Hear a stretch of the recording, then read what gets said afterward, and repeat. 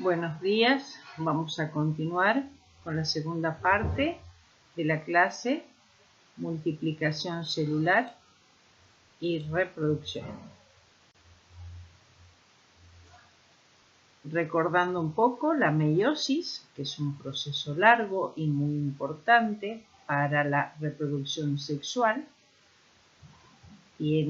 Se ha dividido en meiosis 1, que es la división reduccional, que la vimos en la clase anterior, y ahora vamos a ver la meiosis 2, que es muy similar a la mitosis. Entre ambas, meiosis 1 y meiosis 2, no hay duplicación del material genético, y como resultado obtenemos 4 células haploides. En la profase 2, la envoltura nuclear va a replegarse junto a los otros componentes del sistema endomembrana en la periferia de la célula. Recordando un poco esto, sabíamos que hay una fosforilación de melanina y esta hace que se desensamble. Por lo tanto, la envoltura nuclear deja de tener el sustento que le da la lámina nuclear. Por lo tanto, ya vemos que hay un solo compartimento en la célula. Acá está graficada una célula y acá está graficada la otra.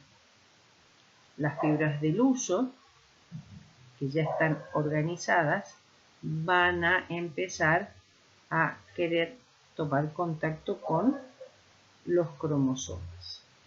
Acá tenemos fotografías a nivel de microscopía óptica, donde se ven los cromosomas que ya están, o sea, la cromátide que empieza a compactarse para formar los cromosomas. Durante la metafase, que es el momento donde los cromosomas adquieren el mayor grado de compactación, ya están localizados en el ecuador de la célula, formando lo que se llama la placa metafásica. Acá tenemos un esquema y en este esquema podemos observar las dos cromátides de las cromátides hermanas. Esta cromátide es diferente de esta genéticamente, ya que han pasado en la profase 1 por el paquinema, donde se produjo la recombinación genética. Acá observamos las dos células en una fotografía a nivel de microscopía óptica, donde se ven los cromosomas en el plano ecuatorial. Es una foto también donde se ve la localización en el plano ecuatorial.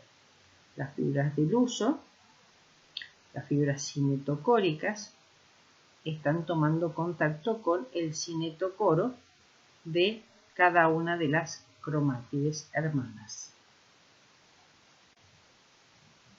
Durante la anafase 2 se separan las cromátides hermanas. Cada una migra hacia los polos opuestos. Para esto se ha escindido el centrómero. Y cuando hablamos de que son segregadas, es separadas, traccionadas hacia los polos opuestos.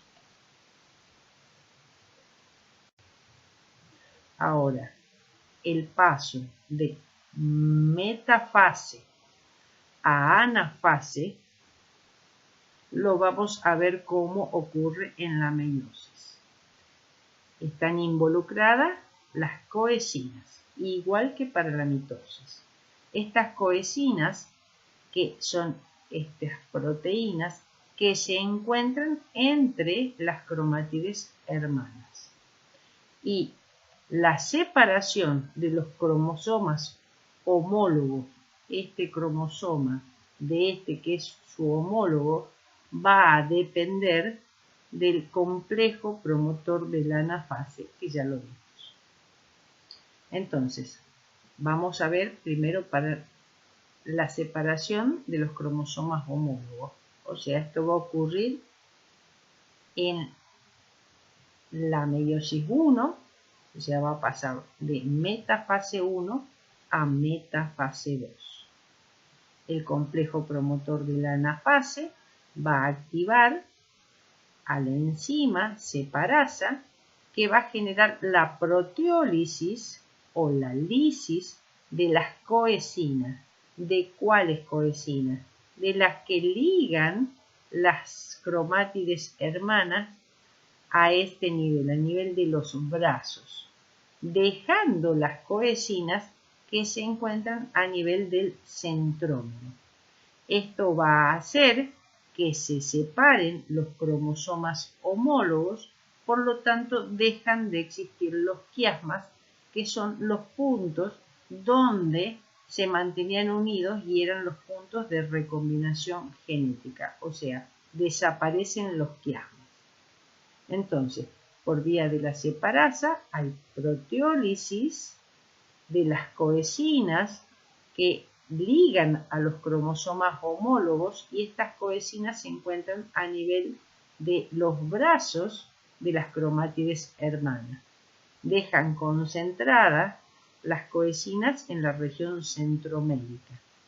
Entonces, esto permite en la anafase 1 que se separen los cromosomas homólogos. En la meiosis 2, ya, ¿qué va a ocurrir? La separasa va a producir la proteólisis de las coecinas centroméricas, produciendo la separación o la segregación de las cromátides hermanas hacia los polos. Es idéntico el proceso a como ocurre en la mitosis. Ahora, el movimiento de los cromosomas durante la anafase. ¿Cómo ocurre? Hay una polimerización de los microtúbulos polares. Estos que toman contacto entre sí, un microtúbulo con el otro. Además de existir la polimerización a este nivel donde hay superposición de las fibras del huso, proteínas motoras, las quinesinas, van a dirigir sus movimientos hacia los extremos más. Esto va a generar que se produzca un deslizamiento entre los microtúbulos, haciendo que la célula tome una forma oval, una forma alargada, y permitiendo que sean empujados los cromosomas indirectamente hacia los polos. Además, los microtúbulos cinetocóricos, a nivel de su extremo más, que es este, va a producir una despolimerización de ellos, haciéndolos que se traccionen hacia los polos. Entonces, el deslizamiento, disminuye el grado de traslape, por lo tanto, traccionan hacia los polos opuestos. Este mecanismo causa indirectamente que los cromosomas vayan apartándose debido a que ellos están unidos a las fibras o a los microtúbulos cinetocóricos.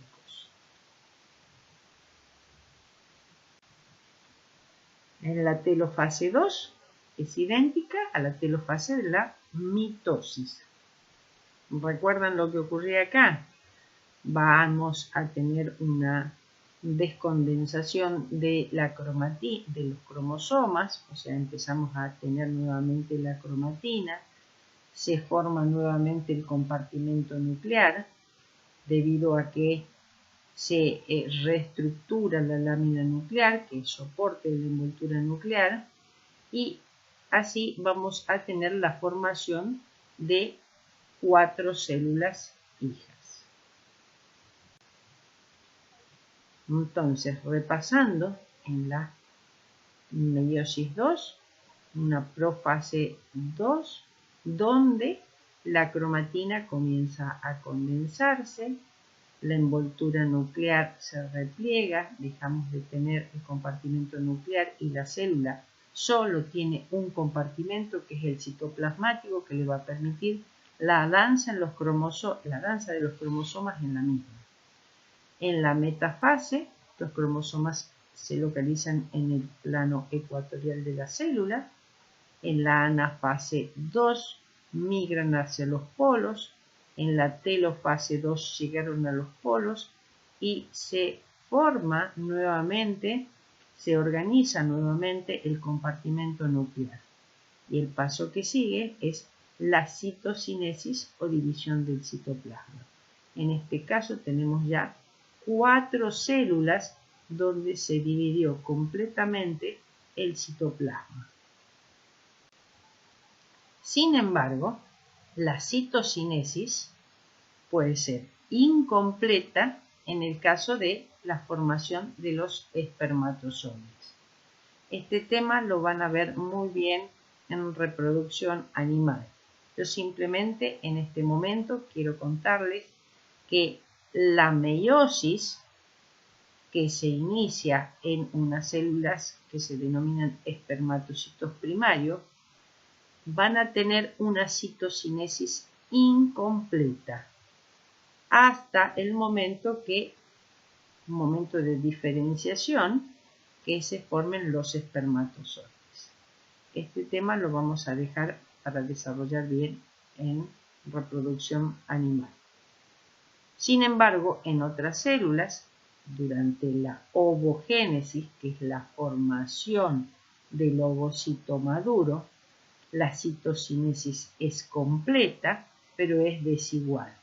Entonces, fíjense que tenemos una célula que es más grande, que es el ovocito maduro, y otra que es denominada cuerpo polar, que es mucho más pequeña, por eso decimos que es desigual. Entonces, este tema de gametogénesis lo vamos a ver bien más adelante. Simplemente tengan en cuenta que la citocinesis en la formación de los espermatozoides es incompleta y la formación del ovocito es completa y desigual. Entonces, al final de la meiosis 2 se obtienen 4 células haploide con la mitad del número cromosómico de la madre. La madre, como es, diploide. Entonces, haciendo un resumen de la meiosis, siempre partimos de una célula diploide. Siempre partimos de una célula diploide.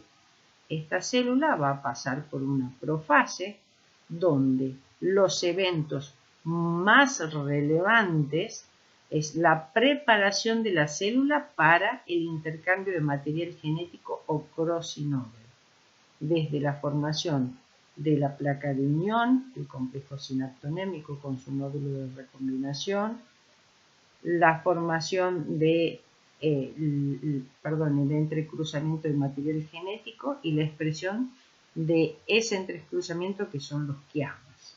Primero un gran número que está relacionado con el número de entrecruzamientos y luego la reducción del número de quiasmas. Luego pasamos y tenemos todavía una célula diploide. Luego pasamos a la metafase 2, donde se forma la placa metafásica. Y fíjense que tenemos los cromosomas homólogos. Luego nos vamos a la etapa reduccional. Es aquí donde se produce la haploidía. En metafase 2 teníamos células diploides y en la metafase 1, ahí está el número, metafase 1, tenemos células diploides. Cuando pasamos a la anafase 1, se separan los cromosomas homólogos y es aquí donde tenemos la haploidía. Esta es la etapa reduccional. Luego seguimos a la telofase 1, donde se separan y como resultado tenemos 2 células haploide. Ahora, vamos a iniciar la meiosis 2, donde no hay duplicación del material genético. En la profase 2, ya vamos igual que en la mitosis, donde tenemos un solo compartimento, la compactación de la cromatina y, por supuesto, son células haploides. Metafase 2, los cromosomas se ubican formando la placa metafásica. Nos vamos a la anafase 2, donde se separan las cromátides hermanas. Y llegamos al final de la meiosis con 4 células hijas haploides. Las 4 células son diferentes entre sí genéticamente y diferentes a la progenitora. Si comparamos la meiosis con la mitosis, tenemos que considerar tipo de célula madre. En la meiosis siempre partimos de una célula diploide. En la mitosis pueden ser células haploides o células diploides. En relación a las células que originan la meiosis, 4 células hijas. La mitosis, 2 células hijas. En relación al número de cromosomas. En la meiosis partimos de una célula diploide y obtenemos células haploides con la mitad del número cromosómico de la que le dio origen. En la mitosis, si partimos de células haploides, vamos a obtener 2 células hijas haploides. En este ejemplo están representadas células diploides, 2 cromosomas, y sus células hijas también son diploides, idénticas a la madre. Y en relación a la información genética, en la meiosis genera variabilidad. O sea, tenemos 4 células hijas diferentes genéticamente entre sí y diferentes a la madre. En la mitosis obtenemos 2 células hijas idénticas entre sí e idénticas a la madre. ¿Cuál es la importancia biológica de la meiosis? Lo volvemos a repetir porque es muy importante. Una de las importancias biológicas de la meiosis es la reducción del número cromosómico. A la mitad se reduce. Entonces, nosotros partimos, en el caso de la espermatogénesis, que va a llevar a la formación de los espermatozoides, de células diploides. La meiosis se inicia en el espermatocito primario, diploide. Durante la meiosis 1, en la anafase 1, es la etapa reduccional, haploidía. Lo mismo pasa para la ovogénesis. La meiosis se inicia en el ovocito primario y durante la meiosis 1, específicamente en la anafase 1, es la etapa reduccional, de diploidía a haploidía. Por lo tanto, el resultado de la ovogénesis y de la espermatogénesis, que es la formación de óvulos y espermatozoides, son 2 células haploides producidas por el proceso de meiosis. Estas células haploides se van a fusionar en un proceso que se denomina fecundación para generar un individuo diploide con el doble de juego cromosómico que cada uno de los gametos, porque se fusionó el material genético de ambos. Entonces, la importancia biológica de la meiosis es mantener el número constante de cromosomas de la especie luego del proceso de fecundación. Entonces, si nosotros recordamos uno de los ejemplos que vimos de haploidea y diploidía, los gametos en el Homo sapiens, en nosotros, tiene 23 cromosomas. El espermatozoide tiene 23 cromosomas, que es haploide, es un juego. El ovocito tiene 23 cromosomas, es haploide. Por la fusión de ambas gametas, que es el proceso de fecundación, se produce una única célula que es diploide, que va a tener 46 cromosomas, 2 juegos de cromosomas. De esta manera mantenemos constante el número de cromosomas de la especie. Otra de las importancias de la meiosis es el crossing over, este intercambio de material genético. Se ha determinado en la especie humana que cada cromosoma tiene en promedio 2 a 3 crossing over. Además, tenemos que tener en cuenta que durante la anafase 1 y la anafase 2, la segregación o la separación de los cromosomas maternos y paternos ocurre al azar. Esto genera más variabilidad. Por lo tanto, en la especie humana, si consideramos solo 2 crossing over en los 23 cromosomas que tiene cada gameto, se calcula que más o menos tenemos la posibilidad de producir 8 por 10 a la 6 gametos diferentes.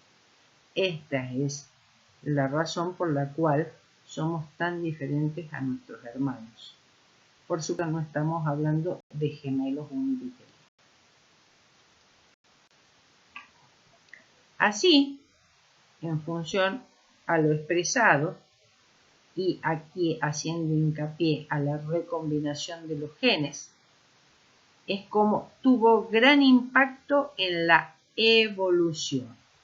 Entonces, los organismos vivos nos hemos adaptado a la escasez de agua, por ejemplo, a los cambios de temperatura, a la disponibilidad de alimentos, y así, acá tenemos el caso de las aves, la formación de diferentes picos.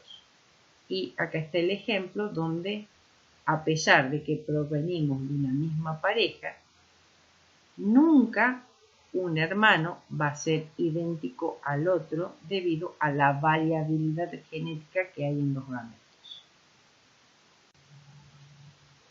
Ahora bien, acá les puse un ejemplo donde decimos que tenemos que esquematizar una meiosis de una célula 2n igual a 2. ¿Qué significa? Una célula diploide que tiene 2 cromosomas. Entonces, durante la profase, tenemos todo lo que ya conocemos, la compactación de la cromatina, un solo compartimento.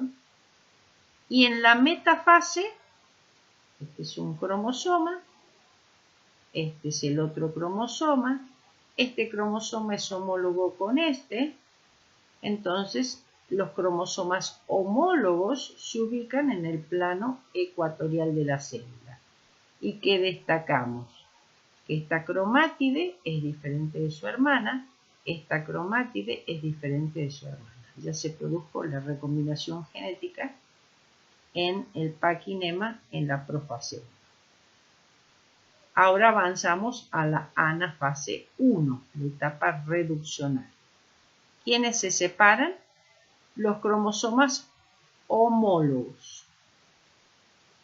vamos a la profase 2, o sea, cada una de estas células. Nuevamente empezamos con, seguimos, acá salteamos la metafase, nos vamos a la anafase 2, que se separan las cromátides hermanas. Se separan las cromátides hermanas. Las cromátides hermanas migran hacia los polos y en la telofase 2 ya se ha reconstituido el compartimento nuclear y comienza la descompactación de los cromosomas a la cromatina. Por lo tanto, como resultado, 4 células hijas, diferentes entre sí genéticamente, por el color está dado la diferencia, y son haploides, diferentes entre sí y diferentes a la progenitora. Ahora podemos dar como ejemplo, esquematice una meiosis de una célula 2N igual a 4. O sea, con 4 cromosomas y es una célula diploide. Acá no se hace regla de 3 simple, pasaje de término, simplifico, no. 2N es diploide y son 4 los cromosomas. Entonces, nuevamente en la profase vemos cromosoma 1, los distintos colores 2, 3 y 4. En la metafase ya están alineados los cromosomas homólogos formando la placa metafásica. Este cromosoma es homólogo de este es homólogo de este. En la anafase 1 es la etapa reduccional, donde se separan los cromosomas homólogos, migran hacia los polos. Terminamos la meiosis 1, vamos a la meiosis 2. La profase 2, acá tenemos una célula, acá tenemos la otra. En la anafase 2, nuevamente que se separan las cromátides hermanas. Esta migra hacia este polo, esta migra hacia este otro polo. Lo mismo sucede con esta y de este lado. ¿Cuál es el resultado? 4 células hijas, diferentes entre sí genéticamente y diferentes a la progenitora. Esta es diploide, que la podemos ver con mucho más detalle acá en la metafase 1. Y estas son haploides, porque la etapa reduccional en la anafase 1. ¿Qué pasa cuando es una meiosis de una célula haploide de 3 cromosomas? Entonces, acá tenemos el cromosoma 1, cromosoma 2 y cromosoma 3. Por lo tanto, recordando lo del ciclo celular, ¿no es cierto? Antes de iniciar la división, cada cromátide tiene que tener duplicado su ADN. Por eso tenemos una cromátide y 2 cromátides, son cromátides hermanas. Entonces, viene la fase de apareamiento de los cromosomas homólogos, en la profase 1. Cuando hablamos de apareamiento de los cromosomas homólogos, este cromosoma es homólogo de este, se encuentran y se aparean.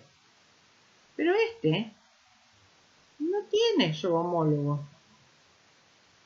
Por lo tanto, la meiosis se interrumpe, no continúa. Entonces, la meiosis es un proceso que solo ocurre en las células diploides y es necesario que exista el apareamiento de los cromosomas homólogos. Por lo tanto, nunca una célula va a tener meiosis si es haploide. Bueno, ahora vamos a ir al último tema, que es el tema de los ciclos biológicos. O sea, en la reproducción sexual, nosotros habíamos iniciado la clase diciendo de que hay 2 procesos fundamentales, fecundación y meiosis. Entonces, en la reproducción sexual, estos dos ciclos, estos dos procesos, fecundación y meiosis, van a generar ciclos haploides, donde la mayor parte del tiempo del organismo va a pasar en haploidía, o sea, con un solo juego cromosómico. Diploide, la mayor parte del tiempo va a pasar en diploidía. Y diplohaploide va a tener una fase de haploidía y una fase de diploidía. Y fíjense, siempre están presentes los procesos de meiosis y de fecundación. ¿Qué hay que tener en cuenta además? ¿En qué momento de la vida del individuo se produce la meiosis? Para el ciclo haploide, la meiosis es cigótica. Para el ciclo diploide, la meiosis es gamética. Y para el ciclo diplohaploide, la meiosis es porogénica. Vamos a ver el ciclo haploide. ¿En quiénes se da este ciclo haploide? En protistas y en algunos hongos. Entonces, la meiosis va a ocurrir inmediatamente después del proceso de fecundación. El proceso de fecundación siempre va a producir una diploidía y la meiosis un ciclo de haploidía. Entonces, la meiosis, como se produce en el cigoto, se llama meiosis cigótica. Y acá está presente otro proceso, que ya lo conocemos, que es la mitosis. Y esta mitosis en el ciclo haploide va a ser una verdadera forma de reproducción asexual, como ya lo vimos. Ahora lo vemos en un ejemplo. Ciclo haploide en un ejemplo de un alga, la Chlamydomonas. ¿Qué pasa acá? Esta es una célula eucariota, es unicelular, el alga Chlamydomonas. La mayor parte del tiempo pasa en haploidía.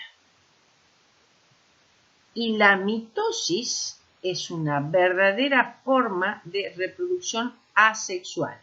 Genera nuevos individuos. Estos individuos van a ser idénticos a la célula progenitora. Cuando las condiciones son adversas para el alga, diferentes cepas, cepa de un origen, tiene un origen clonal, y esta, fíjense que está en otro color, es de otro origen clonal, se van a fecundar.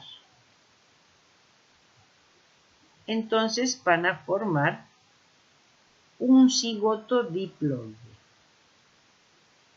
Este cigoto diploide va a producir una cubierta resistente que la mantiene latente mientras las condiciones son adversas. Cuando las condiciones ya son favorables, este cigoto va a tener meiosis, por eso se llama meiosis cigótica. Entonces, por medio de la meiosis, va a generar individuos haploides. Y de esta manera va a retornar nuevamente al ciclo. El ciclo diploide es característico de nosotros, del reino animal. Al ser diploide pasa la mayor parte del tiempo en diploidía, o bien está reducido la haploidía a un número muy pequeño de células con relación a todo el organismo. Entonces, ¿qué va a pasar? Por medio de la fecundación, de la fusión de óvulo y espermatozoide, se forma un cigoto 2N diploide. Este cigoto, por mitosis, va a crecer. Se forman los individuos adultos y es en las gónadas testículos y ovarios a un grupo reducido de células, va a ocurrir la meiosis. Esta meiosis que va a producir en la mujer el óvulo y en el hombre espermatozoides. Entonces, acá tenemos una meiosis gamética, origina gametos. Luego van a fusionarse espermatozoide y óvulo, nuevamente reanudando el ciclo. Y por último tenemos el ciclo diploplonte. Este se da en plantas, en algunas algas y en algunos hongos. Este ciclo lo van a ver muy bien en reproducción vegetal. Hoy simplemente les comento las bases nada más.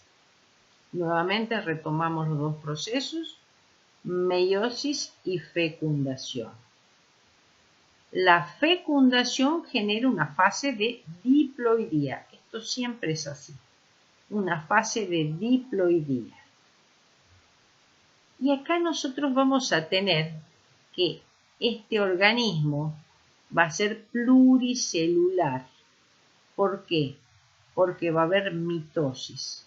O sea, parte del organismo es pluricelular y es diploide. Estamos en una fase diploide 2N y es pluricelular gracias a la mitosis. Va a llegar un momento donde va a ocurrir el proceso de la meiosis. Y esa meiosis va a denominarse esporogénica porque se va a dar en unas células que son células madres de megaespora. Simplemente hoy conozcan que tenemos la meiosis esporogénica. Por supuesto, la meiosis va a generar una fase de haploidía. Entonces, en estas células haploides también va a ocurrir la mitosis. Entonces va a formar parte del organismo pluricelular, pero va a ser haploide. Y esto es lo que se llama alternancia de generaciones. Una fase de haploidía que se termina con la fecundación y la fecundación origina una fase de diploidía y la meiosis genera fase de haploidía. La diferencia con los otros ciclos es que la mitosis está involucrada tanto en la fase de haploidía como en la fase de diploidía, generando parte del organismo que sea pluricelular tanto en la haploidía como en la diploidía. Bueno, la bibliografía usada fue de Campbell, Hooper, Albert y de Roberts. Bueno, muchas gracias y nos vemos en la próxima.